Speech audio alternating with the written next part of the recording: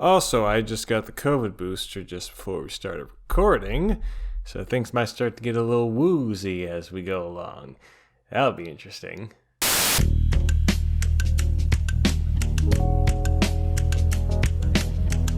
Welcome one and all to another episode of Crazy Thoughts, the show where I spend my valuable time talking about some games that I've been playing for the past couple of...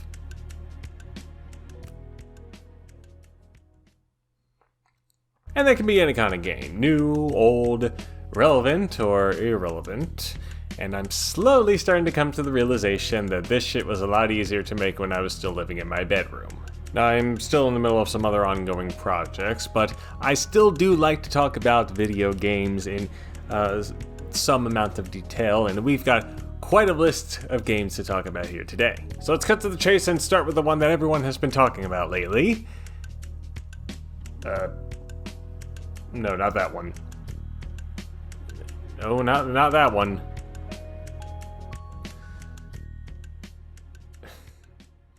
Yeah, I did say irrelevant, right?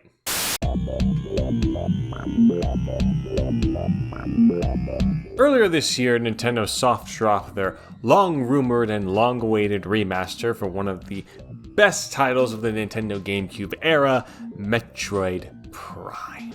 And in case I haven't mentioned it prior to this video, it is my favorite game of all time. It is very, very difficult to put my love for this game, and really the series at large, into just a few short words, so I'll put it this way. Many games have come close, but no other game I have played has ever reached the heights of Prime's perfect combination of exploration, combat, environmental storytelling, and unnerving atmosphere. I have played through this game at least 6 or 7 times by now, 2 of those playthroughs being with this remaster, and I still love it just as much as I did when I played through it the first time, with the Wii version, in case you were wondering. It's like the best stir-fry that you've ever eaten. You never would have expected this mashup of mechanics to blend together and work so seamlessly, and somehow it does, and it ends up being the only thing that you're eating for the next few weeks. Yes, the Chozo Ghosts are annoying, and I know of many people who much prefer the 2D games in the series, even though they're wrong, entitled to their own opinions. But in my opinion, Prime is still the very best of them, and this remaster continues to prove that in spades.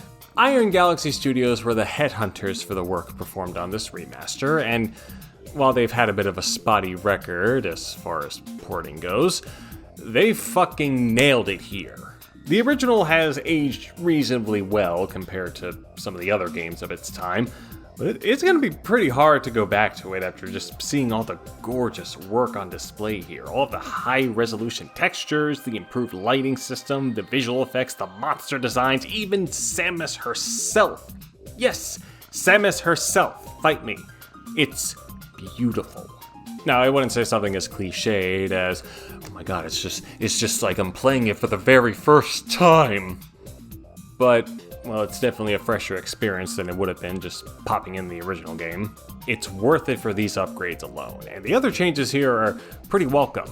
I played with the dual stick setup that they inputted with this game, the now standard setup that every single first-person shooter on a console has had since the early 2000s, Metroid Prime not included, and again, it's going to be very difficult to go back to that original lock-on method or even the motion control method with the Wii version because it just works so much better here. Like, I can finally jump off a platform while firing a super missile at one of those aerial pirates and grabbing the last upgrade in the Magmore Caverns that you needed the X-ray visor for. It's what I always dreamed of. The Chozo Ghosts are still very annoying though. Overall, these guys did a great job remastering my favorite game of all time, and now it's portable too. And I even did that second playthrough on the harder difficulty, which I had not done with a Metroid game since, well, Dread. It kept me busy for a good few seconds, but I'm really hoping we get the other 2 at some point in the future, because 4 is looking like the most volatile stir-fry that has ever existed, and I don't know what the hell is going to come out of that. I'm scared.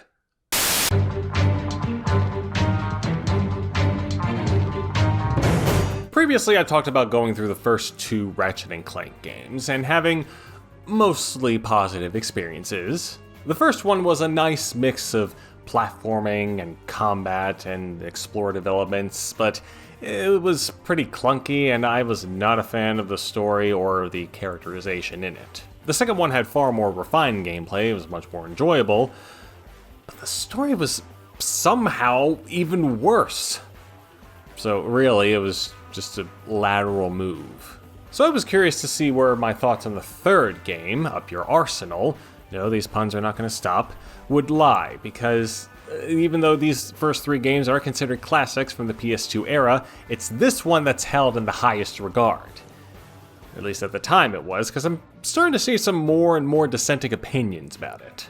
As I previously said though, I was a Nintendo boy, so I have no nostalgia for the Sony and Microsoft era of this time, and I don't give a shit about any of the fucking drama in this goddamn franchise, because of course there is. I just want to experience this game for myself. So, what are my thoughts on Up Your Fucking Ass? Yeah, it's not even a contest. This is my favorite one so far. As I'm playing more and more of these Ratchet & Clank games, it's clear that Insomniac were leaning much harder into the action side of this action platformer. And seeing as how they're doing pretty well with that, I am all for it. The shooting is nigh perfect here, and as per usual, the suite of weapons on offer is fucking great. Most of them pack such a fucking punch, it's hard to choose a favorite. Although for my money, it's gotta be the Rift Inducer. Like throwing a few of those onto the battlefield just to suck off enemies never gets old. Wait, and the string of levels they created that you can use these weapons in are some of the best in the series so far. They just keep upping the cinematic nature for each of these levels, and it just works so well with the heavier focus on the gunplay. Yes, it may come at the expense of not having as much platforming or losing the more explorative elements that the first 2 games had, but I'm gonna be honest with y'all here. I didn't really care for their approach with those in the first 2 games. But that's just my opinion. You're free to disagree with me, and I'm free to tell you that you're wrong. I will say that if the story was still crappy, it would not have ranked higher than these first 2 games. And thankfully, that is not the case. No more wishy-washy character dynamics, no more incessant sidetracking, no more Furbies. We've got a solid plot on our hands here.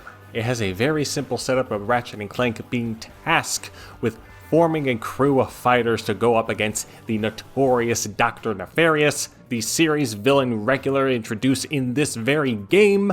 Captain Qwark is back, Al is back, and we have a whole host of new characters that add up to the most interesting and funniest cast in the series yet. This is what happens when you hire an actual writer to write this shit. It paces itself well, it has some pretty cool twists, and it all leads up to what's probably the best boss fight in the series yet as well. So yep, overall, great time. If they just keep leaning harder and harder into those shooting mechanics for the next game as well, I'm going to be even happier.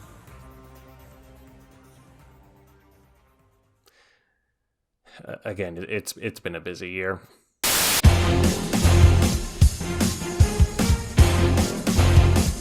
I like arcade racing games, as you may know, and I always try to get at least one in per year to try to fill that craving. Nothing is probably ever going to reach the heights of Burnout 3 or OG Need for Speed Most Wanted, but we are sure as hell gonna keep trying to find one that does.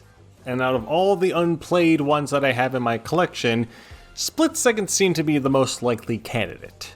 And it's a good thing too, because it's another one of those games that I've been wanting to play for a long-ass time. This was one of those classic Walmart kiosk games that I played in my youth alongside, well, pretty much the majority of non-Wii 7th Gen games like Need for Speed Pro Street, Uncharted 2, Batman Arkham Asylum, MotorStorm.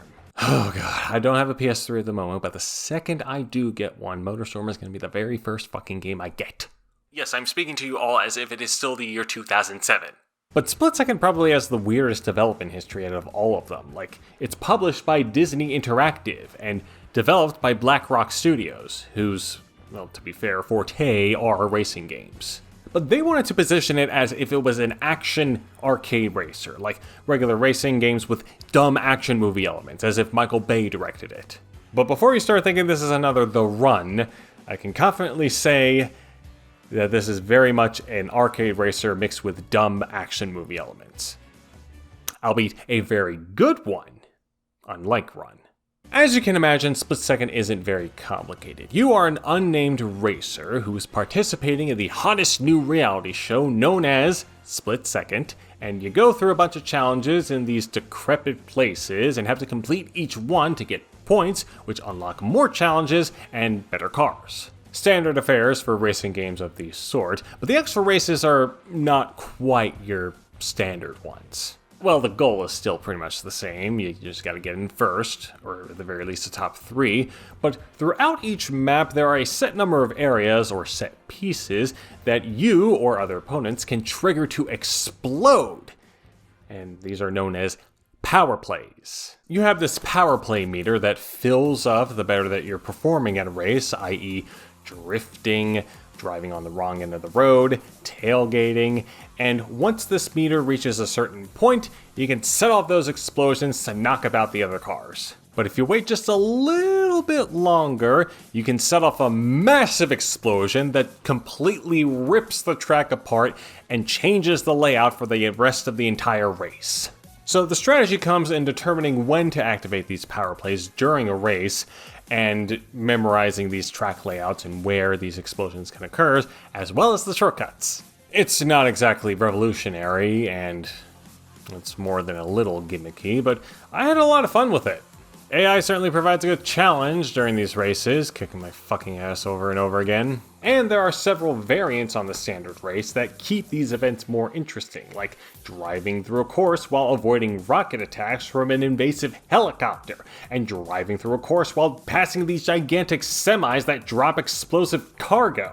Okay, yeah, it's more than a little gimmicky, and more than a little bullshit half the time. Like, that hit detection is very suspect. But the spectacle of it all is very much worth it. And most importantly, the driving controls are very, very nice. Except for drifting. Like, I've not had a whole lot of trouble with drifting in the arcade racers that I've played, that have featured it, but there was just something off about the drifting here. It's like the car's front weight just increases a lot more than it should. So instead of like drifting around tight corners and feeling like I have control over it, it just kind of goes in a straight line, and you just have to keep tapping the drift button just to make sure that you're doing it right. It doesn't feel good. The car and wall were very best friends in my playthrough. Eventually I did start to groove with it a bit more as I learned to just kind of slow down while heading for a corner and then start using the gas and brake to drift rather than just ramming straight into it at 300 miles an hour. But still, it wasn't great. Regardless, I managed to plow through the game's challenges in a single week while Art of Noise was playing in the background. Seriously, I listened to this fucking song for like a whole month on end, like every single goddamn day. Jesus Christ. Give it a listen. It'll change your life. Overall, it was a pretty solid time. It's not the best ever made, but it did its job very well. We'll find a third one eventually.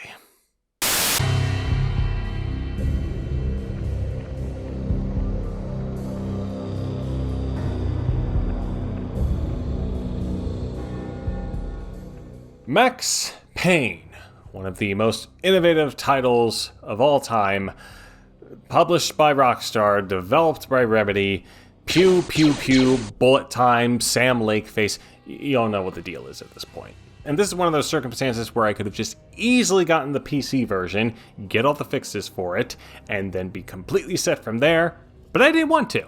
I had on good authority that playing the Xbox version of this game was just as viable as jumping through all of these goddamn hoops that playing a game like this on a modern computer would involve. And yeah, that was mostly the case, but let's just talk about the game itself first, because I was legitimately surprised at how into it I was.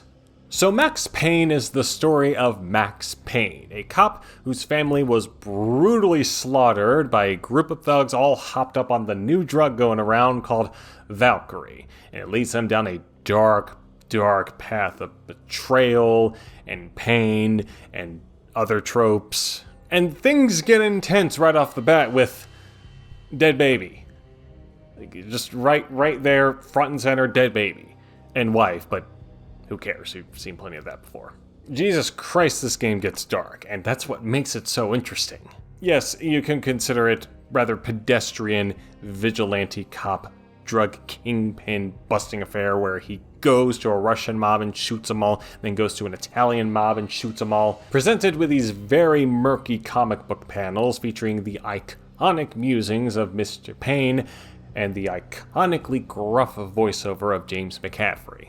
At first it came off as rather silly, but it just gets so intense and foreboding, it just eventually won me over. It's like I'm listening to a Michael Connelly audiobook. And what really helps is those nightmare sequences where, God, it just shows you just how fucked up this man's life is. Like, they don't call him Max Payne for nothing.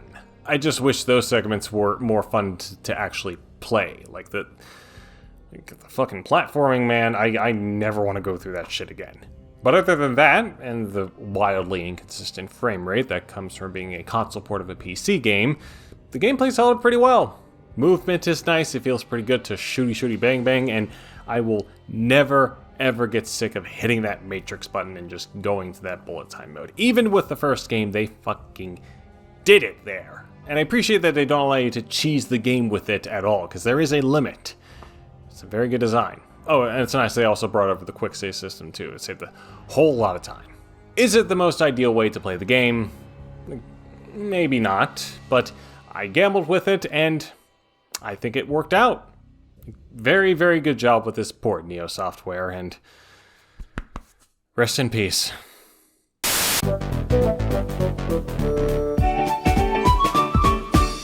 Yeah, I'm in my I've had these games for such a long fucking time and I just need to fucking get through them mode, and you're gonna be seeing a crap ton more of them later on.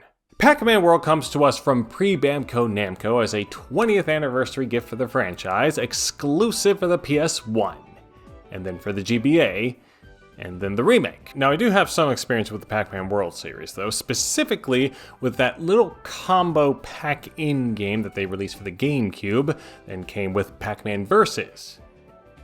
Wait, Pac-in.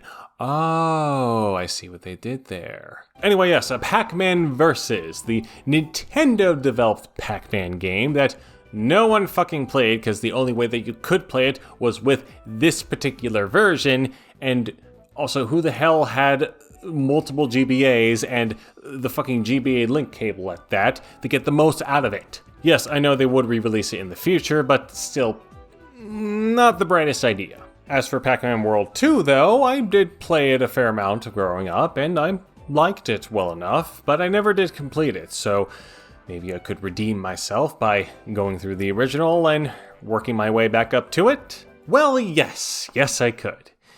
Not without some frustration, but yes, I could. So the story here is pretty simple as well. It's Pac-Man's birthday, and all of his friends are here. Or were here before they were kidnapped by ghosts, and now it's up to Pac-Man to save them. The guy just can't even have a birthday in peace. He has to fucking chomp his way through it. And what follows is a rather typical 5th gen era collectathon platformer with a very, very heavy influence from Crash Bandicoot, with the fixed camera perspectives and the breaking of crates, and the Pac-Man mechanics of old do come into play with the little parts where some ghosts just kind of roam around, so I'll let you eat them up with a nearby super pellet, as well as unlocking bonus stages that play just like the classic ones. It does play pretty similar to Pac-Man World 2 in spite of the different perspective, although there are definitely more locked doors in here, as well as fruits to unlock those doors, because I guess this now they're all good for. And it works fine. The movement works fine as well. I like the butt bounce mechanic, just kind of hopping around the stage with that thing. It's pretty goofy. The ramp is a little more finicky, but it works fine enough too. I wish it had a better tracking system for collectibles than just a big percentage at the end of the game. You know, something like maybe Spyro the Dragon. But it scratched this kind of itch pretty well, and for a game of this sort, it was rather forgiving. Well, the main levels, at least. Those bosses, man. Jesus Christ. Like, first you get a sentient pirate ship just kind of shooting cannonballs at you that you have to shoot back. It's cute. It's all right. It's fine. And then right after that is the most infuriating boss fight I have ever experienced in one of these games. Anubis Rex. Slow. Janky. Iffy. Possibly racist. No. It takes fucking ever to set up all of the parts to just land a hit on this thing, and there's just so many fucking things to dodge, and the hit detection here is also incredibly wonky. I legitimately considered quitting this game after losing to this guy at like 20 fucking times. But I trudged forward, I eventually got through them, and was met with a very, very difficult tribute to Galaga that was a whole lot more fun. And then there was Talkman, who wasn't that difficult after a couple tries, but yeah, there's a reason this game got a remake. So yeah, it's alright. It's fine. I'm interested to see if Pac-Man World 2 Pac-Man 2. I'm interested to see if Pac-Man World 2 is aged better, and if Pac-Man World 3 completely shit the bed with Talking Pac-Man. Yep, there was a Talking Pac-Man before the Ghostly Adventures. That's what it was called, right? Ghostly Adventures.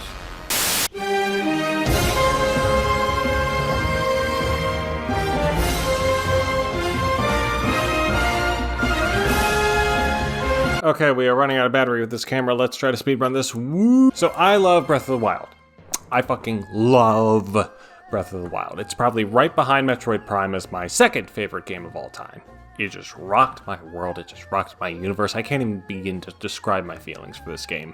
It would take just like a full 15 pages to just kind of lay out my extensive thoughts and feelings towards it. So obviously, once they announced a sequel for it back in 2019, I was ecstatic. But that was 4 years ago, and a lot can change in 4 years. And after so much time, I'm not going to say I wasn't looking forward to it, but I was a little more nervous than I was previously. Yes, even though this was set in the same world as Breath of the Wild was in, it was going to have a brand new sky area to explore and a whole fucking underground cavern, and there were going to be new characters, a new story, likely changes in the gameplay. I just didn't want this to be Breath of the Wild 2, or Breath of the Wild again. And if it was going to be that, I wanted to have it stand out on its own. So the game came out, and unfortunately came out the week where I was stuck between two of the longest controversy videos I've ever done. So I did not get to play it immediately. But once I did, I spent 4 months straight just slowly getting my way through it, because I do not have the time to just plow through it immediately like everyone else on Earth apparently does. And, yeah, it's pretty good. So let's try to put this in as succinct a manner as I can. Tears of the Kingdom has another tale of Zelda getting kidnapped, Link getting his ass chafed, and Ganondorf needing to be stopped once again. Same shit, kinda same world, but slightly different circumstances this time. As Link will be getting assistance from the ancient Zonai civilization of old, including sages from each race, yep, the sages are back, but most prominently with Raoh, the first true ruler of Hyrule. Yeah, can you believe Hyruleans descended from goat people? I'm just as shocked. Explains why the fucking goats all over Ordon. So Link meets his ghost after waking up in a huge sky temple, and we learn that he's been given his arm, which contains the game's new abilities that we can then use to traverse this starting island, and again, it's just Breath of the Wild again. Honestly, a lot of my complicated feelings towards this game have to do with this starting island, in that I don't think it's nearly as compelling an introduction. Even with the new gameplay mechanics of moving practically any object that you want and combining them to make bridges and like vehicles, and reversing time itself, and not to mention diving all the way down onto the land of Hyrule in this epic sequence. It just wasn't hitting for me. But once the game let me completely loose in that world, I was still feeling kind of iffy. I should have been feeling comforted and nostalgic from all these returning characters and locales and just seeing what's new and what's still the same. It's like revisiting your old neighborhood that you grew up in as a kid. But I don't know, it just was not clicking with me. And it may have been the way I was playing it initially. With these short bursts in between the long work hours that I have been partaking in my actual real job. It just didn't seem like the most efficient way to be playing this game and just taking in this universe. Like, I get jumpy and anxious real quickly from this stuff, and I don't know, something just had to change. I just had to change the way I was playing it. And so a few weeks into playing it, just one Saturday morning, I got up early, ate some breakfast, made some coffee, and sat my ass down to plug away at it. And you know what? It worked. Exploring the world, doing combat, talking to all these characters, still pretty dang fun, but these new wrinkles really do just breathe so much fresh air into this game.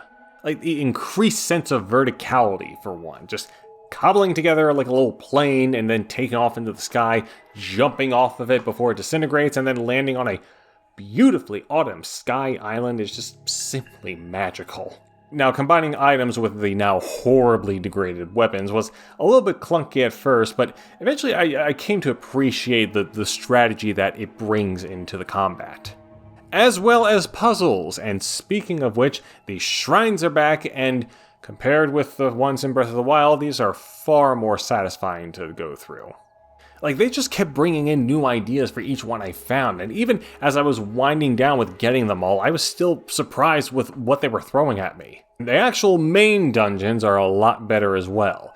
It's not quite there to the classic Zelda dungeons of old, but they just utilize these new abilities there incredibly well once again, and even if you don't like them, the actual journey to getting them too is just as satisfying, if not more. Hell, I think I may have liked them more than the actual dungeons. They may in fact be my favorite parts of the game.